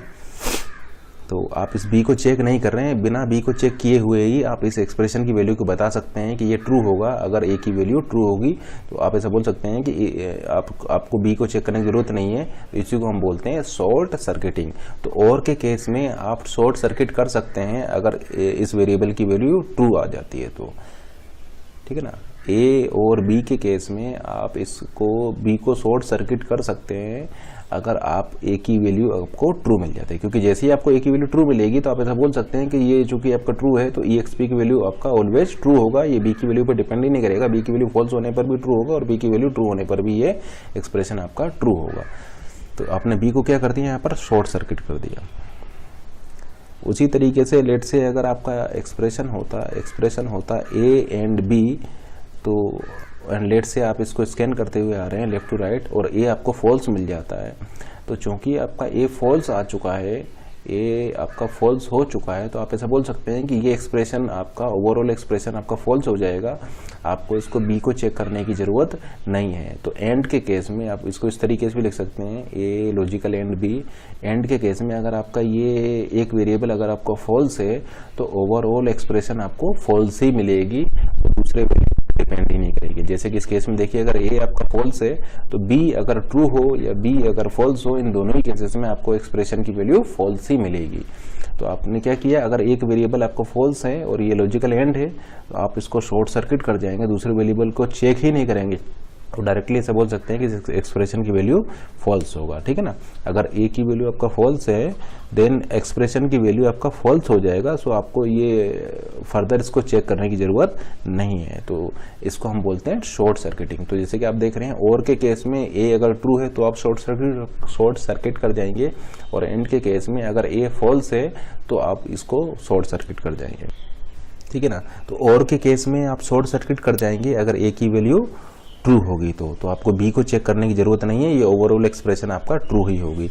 और एंड के केस में अगर ए की वैल्यू फॉल्स है तो आप इसको शॉर्ट सर्किट कर जाएंगे, बी को चेक ही नहीं करेंगे क्योंकि ओवरऑल एक्सप्रेशन की वैल्यू आपका इस केस में फॉल्स ही होगी। तो no need to check b अगर ए की वैल्यू फॉल्स है और ये लॉजिकल एंड है तो, क्योंकि ओवरऑल एक्सप्रेशन आपका ऑलवेज यहाँ पर फॉल्स ही आने वाला है, ठीक है ना। तो आपने क्या देखा कि अगर ए की वैल्यू ट्रू है तो बी को चेक करने की जरूरत नहीं है और यहाँ पर अगर ए की वैल्यू फॉल्स है तो बी को चेक करने की जरूरत नहीं है। और ये आपका क्या है, लॉजिकल एंड है, ये लॉजिकल और है। तो अब देखिए इस कोड को देखते हैं, इस कोड का आउटपुट क्या आएगा। यहाँ पर एक चीज़ याद रखिएगा कि ये सी प्रोग्रामिंग जो होता है वो शॉर्ट सर्किटिंग को सपोर्ट करता है। इसका मतलब हम यहाँ पर शॉर्ट सर्किटिंग के कॉन्सेप्ट को यहाँ पर यूज़ करेंगे। तो देखिए इसको हम लिख लेते हैं, m is equal to I plus plus M%, J plus plus M%, K plus plus और L प्लस प्लस, जहाँ पर कि ये लॉजिकल और है और ये आपके लॉजिकल एंड है। तो जैसे कि आप देख पा रहे हैं एक एक्सप्रेशन तो आपका ये है और एक एक्सप्रेशन आपका ये है, और इन दोनों एक्सप्रेशन के बीच में आपने ये लॉजिकल और लगाया हुआ है। और ये जो इंक्रीमेंट आप कर रहे हैं, ये इंक्रीमेंट कौन सा है, ये है आपका पोस्ट इंक्रीमेंट। तो इनकी वैल्यू को लिख लेते हैं। आई की वैल्यू है आपका -1, जे की वैल्यू है आपका -1, के की वैल्यू है आपका -1, एल की वैल्यू है आपका 2 और एम की वैल्यू अभी आपका यहाँ पर कुछ नहीं है, ठीक है ना। एम की वैल्यू आप यहाँ पर असाइन करेंगे इस एक्सप्रेशन को सॉल्व करने के बाद। तो देखिए इसको देखते हैं। आपने यहाँ पर लिखा आई प्लस प्लस, आई की वैल्यू क्या है, आई की वैल्यू इस समय पर है -1। ये कौन सा इंक्रीमेंट है, ये पोस्ट इंक्रीमेंट है, यानी ये बाद में होगा। ये पोस्ट इंक्रीमेंट है, ये आपका बाद में होगा। तो यहाँ पर आई की वैल्यू क्या आएगी, आई की वैल्यू आपका आएगी यहाँ पर -1। -1 क्या है, -1 आपका ट्रू है। देखिए जीरो केवल जीरो आपका फॉल्स होता है, जीरो को छोड़ करके बाकी सभी आपके ट्रू होते हैं। तो जीरो आपका फॉल्स होता है, जीरो को छोड़ करके बाकी सभी आपके ट्रू होते हैं। तो -1 क्या है, -1 का मतलब है ट्रू। अब चूंकि ये पोस्ट इंक्रीमेंट है तो इसकी वैल्यू बाद में इंक्रीमेंट होगी। तो यहाँ पर ये जो एक्सप्रेशन आपने लिखा हुआ है इसकी वैल्यू क्या हो जाएगी, इसकी वैल्यू हो गई देखिए ट्रू। तो ये आपका ट्रू हो गया। इसका मतलब चूंकि ये ट्रू है तो आप इसको शॉर्ट सर्किट नहीं करेंगे, क्योंकि लॉजिकल एंड है। शॉर्ट सर्किट करते अगर ये आपका फॉल्स होता, तो लॉजिकल एंड के केस में शॉर्ट सर्किट करते हैं जब ये फॉल्स होता है। चूंकि फॉल्स तो है नहीं है, ये ट्रू है, तो ये शॉर्ट सर्किट आपका नहीं होगा। फिर आप यहाँ पर आए, जैसे ही आप यहाँ पर आएंगे ये वैल्यू इंक्रीमेंट होकर के आपका आए। जे की वैल्यू क्या है, जे की वैल्यू है -1 और इसमें इंक्रीमेंट होगा, लेकिन इंक्रीमेंट ये पोस्ट इंक्रीमेंट है, यानी ये इंक्रीमेंट बाद में होगा। ये पोस्ट इंक्रीमेंट है, यानी ये इंक्रीमेंट बाद में होगा। ये भी ट्रू निकला, ये भी ट्रू निकला। ट्रू एंड ट्रू आपका ट्रू हो जाएगा, यानी शॉर्ट सर्किट अभी आप नहीं कर सकते। ये लॉजिकल एंड है, शॉर्ट सर्किट होता है लॉजिकल एंड में फॉल्स के केस में। इसका मतलब आपको इसको भी चेक करना पड़ेगा, के प्लस प्लस को। ये भी आपका कौन सा है, ये आपका पोस्ट इंक्रीमेंट है, यानी इंक्रीमेंट कहाँ पर होगा, इंक्रीमेंट आपका बाद में होगा। के की वैल्यू क्या है, -1 है, यानी ये वैल्यू आपने यहाँ पर पुट किया, इसमें इंक्रीमेंट होगा, लेकिन ये पोस्ट इंक्रीमेंट है, ये बाद में होगा। तो जैसे कि आप देख पा रहे हैं, ये ट्रू, ये भी ट्रू, ये भी ट्रू, ट्रू एंड ट्रू, यानी आपको क्या मिलेगा, ट्रू मिलेगा। ट्रू एंड ट्रू, ये आपका ट्रू हो गया। फिर ट्रू एंड ट्रू, ये भी आपका ट्रू हो गया। यानी एम की वैल्यू क्या हो चुकी है, ट्रू हो चुकी है। ये क्या है, लॉजिकल और है। तो जैसे कि हम आपको बता चुके हैं कि और के केस में अगर आपका ट्रू होता है तो वो शॉर्ट सर्किट कर जाता है। यानी ये एक्सप्रेशन जो है, ये फर्स्ट एक्सप्रेशन आपका ट्रू आ चुकी है, फर्स्ट एक्सप्रेशन आपका ट्रू आ चुका है और ये लॉजिकल और है, तो आप यहाँ पर शॉर्ट सर्किट कर जाएंगे। इसको आप चेक ही नहीं करेंगे, इसको आप चेक ही नहीं करेंगे। और एम की वैल्यू क्या आ जाएगा आपका, यहाँ पर ट्रू आ जाएगा। यानी एम की वैल्यू हो जाएगी आपका 1, क्योंकि ये आपका क्या हो चुका है, ये आपका ट्रू हो चुका है। और आप ये लॉजिकल और है, एक एक्सप्रेशन आपका ट्रू आ चुका है, तो आप शॉर्ट सर्किट कर जाएंगे। सेकंड को आप चेक ही यहाँ पर नहीं करेंगे। अब देखिए आई में चूंकि आपने इंक्रीमेंट किया था, ये पोस्ट इंक्रीमेंट है, तो इंक्रीमेंट होकर के हो जाएगा 0। जे में भी आप इंक्रीमेंट करिए हैं तो ये इंक्रीमेंट होकर के हो जाएगा 0। के में भी आप इंक्रीमेंट किए हैं तो के का इंक्रीमेंट होकर के हो जाएगा 0। अब चूंकि एल को आप जंप कर गए हैं, शॉर्ट सर्किट कर गए हैं, तो एल में आपका इंक्रीमेंट नहीं होगा, क्योंकि इसको आपने चेक ही नहीं किया है। एक एक्सप्रेशन आपका ट्रू आ चुका था और ये लॉजिकल और है, आप यहाँ पर शॉर्ट सर्किट कर गए, तो इसका मतलब इसको आप चेक ही नहीं किए, तो एल की वैल्यू 2 से 2 ही रहेगी। और ये चूंकि आपका ट्रू आ चुका है, इसलिए एम की वैल्यू 1 हो जाएगा। तो देखिए यहाँ पर आपका क्या प्रिंट होगा, आई की वैल्यू है 0, जे की वैल्यू है 0, के की वैल्यू है आपका 0, एल की वैल्यू है आपका 2 और एम की वैल्यू है 1। यानी आउटपुट आपका आएगा 0 0 0 2 1। ये आपका इस केस में आउटपुट आ जाएगा। एल की वैल्यू आपका एज इट इज रहेगी, चेंज नहीं होगी, क्योंकि आपने इसको चेक ही नहीं किया है। आप यहाँ पर इसको शॉर्ट सर्किट कर गए हैं। लेकिन लेट से इसमें हम एक चेंज कर देते हैं, इन आई जे के और एल की वैल्यू में अगर हम चेंज कर देते हैं, लेट से ये आई जे के की वैल्यू में हम चेंज कर देते हैं। लेट से इनिशियली आप आई की वैल्यू -1 लेते हैं और जे की वैल्यू आप 0 ले लेते हैं। जे की वैल्यू आपने 0 ले लिया, के की वैल्यू लेट से आपने +1 लिया है, एल की वैल्यू 2 लिया और एम की वैल्यू लेट से आपने ये चेंज कर दिया है। तो क्या आप मुझे बता सकते हैं अब आउटपुट क्या आएगा? तो देखिए आपने आई की वैल्यू लिया हुआ है -1, जे की वैल्यू ली हुई है 0, के की वैल्यू ली हुई है +1, एल की वैल्यू लिया हुआ है 2। तो देखिए अब आउटपुट आपका क्या आएगा। देखिए इसको एग्जीक्यूट कराते हैं फर्स्ट एक्सप्रेशन को। आई की वैल्यू है -1 क्या है आपका ट्रू है। जे की वैल्यू क्या है 0, जे की वैल्यू है 0। देखिए आई की वैल्यू है -1, ये पोस्ट इंक्रीमेंट है, इंक्रीमेंट बाद में होगा। जे की वैल्यू है 0, ये पोस्ट इंक्रीमेंट है, इंक्रीमेंट बाद में होगा। -1 क्या है आपका ट्रू, 0 क्या है आपका false. True and false, true and false आपका हो जाएगा फॉल्स। देखिए ट्रू एंड फॉल्स आपका हो जाएगा फॉल्स। अब चूंकि ये आपका फॉल्स हो चुका है, ये आपका फॉल्स हो चुका है और ये लॉजिकल एंड है, तो आगे ये चेक नहीं करेगा और इसको ये शॉर्ट सर्किट कर जाएगा, ठीक है ना। क्योंकि ये एक्सप्रेशन आपका फॉल्स हो चुका है तो ये इसको शॉर्ट सर्किट कर जाएगा, इसको ये चेक नहीं करेगा और ओवरऑल एक्सप्रेशन आपका क्या हो गई, फॉल्स हो चुकी है। ओवरऑल एक्सप्रेशन आपका फॉल्स हो चुकी है। अब चूंकि ये एक्सप्रेशन आपका फॉल्स हो चुका है, लॉजिकल और है, तो ये आपका ये सेकंड एक्सप्रेशन को आपका चेक करेगा, ठीक है ना। क्योंकि लॉजिकल और आपका ट्रू हो सकता है, या अगर या तो ये ट्रू हो या ये ट्रू हो या ये दोनों ट्रू हो। अब चूंकि ये आपको फॉल्स हो चुका है तो ये एक्सप्रेशन अगर आपका ट्रू हो सकता है अगर ये सेकंड वाला ट्रू हो, तो हम चेक करने जा रहे हैं सेकंड एक्सप्रेशन के लिए। तो आपने यहाँ पर क्या देखा, आई की वैल्यू आपका -1 था जो कि ट्रू था, लेकिन ये सेकेंड वैल्यू आपका फॉल्स आ गया, तो इसकी वजह से ये ट्रू एंड फॉल्स आपका क्या आ गया, फॉल्स आ गया। अब चूंकि ये आपका फॉल्स आ चुका है और ये लॉजिकल एंड है, तो ये ओवरऑल एक्सप्रेशन आपका फॉल्स हो जाएगा। इसका मतलब आपको इसको चेक करने की जरूरत ही नहीं है, तो ये आपका यहाँ पर शॉर्ट सर्किट कर जाएगा और ये एक्सप्रेशन आपका फॉल्स हो जाएगा। अब L++ को चेक करते हैं। L की वैल्यू क्या है, L की वैल्यू 2 है। 2 क्या है आपका, ट्रू है, यानी ये एक्सप्रेशन आपका क्या आ गया, ये एक्सप्रेशन आपका ट्रू आ गया, यानी फॉल्स और ट्रू आपका आंसर क्या आएगा, ट्रू आएगा। यानी M की वैल्यू हो जाएगी 1, आई की वैल्यू इंक्रीमेंट होगा, इंक्रीमेंट होकर के हो गई 0, जे की वैल्यू 0 से इंक्रीमेंट होकर के हो जाएगा 1, के को ये शॉर्टकट कर गया है, के को ये शॉर्ट सर्किट कर गया है, इसका मतलब के की वैल्यू चेंज नहीं होगा। और एल अपने जैसे कि एल की वैल्यू आपने यहाँ पर चेक किया हुआ है, तो एल की वैल्यू आपका इंक्रीमेंट होकर के, पोस्ट इंक्रीमेंट है तो इंक्रीमेंट होकर के 2 से 3 हो जाएगा। तो अब इस केस में आउटपुट क्या आएगा, आउटपुट आएगा आपका आई की वैल्यू 0, जे की वैल्यू 1, के की वैल्यू आपका अनचेंज्ड रहेगा क्योंकि ये शॉर्ट सर्किट कर गया है। एल की वैल्यू हो जाएगा 3 और एम की वैल्यू आ जाएगा 1, यानी आउटपुट आएगा 0 1 1 3 1। लेकिन लेट से मैं इसको फिर से चेंज कर देता हूँ।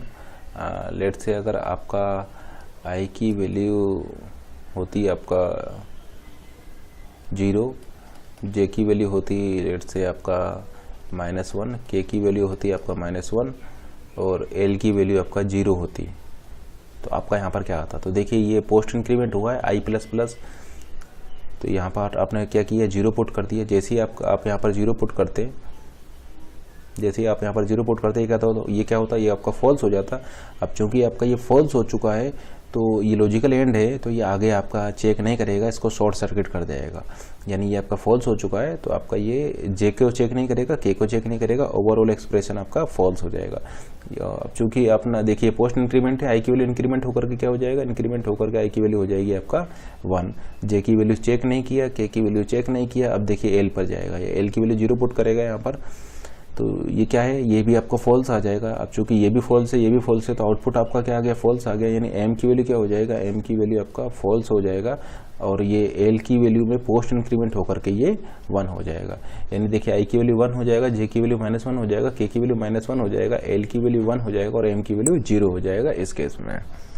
क्योंकि इस केस में देखिए ये आपका जैसे ही आप आई की वैल्यू यहाँ पर 0 पुट करेंगे ये फॉल्स हो जाएगा। अब चूंकि ये फॉल्स हो चुका है और ये लॉजिकल एंड है तो ये आगे जाकर चेक नहीं करेगा, ये ऑटोमेटिकली ये भी आपका फॉल्स ही हो जाएगा, ठीक है ना। क्योंकि देखिए ये फर्स्ट आपका फॉल्स हो चुका है, लॉजिकल एंड है, तो जे और के को चेक करने की जरूरत नहीं है, या ओवरऑल एक्सप्रेशन आपका फॉल्स ही यहाँ पर मिलेगा।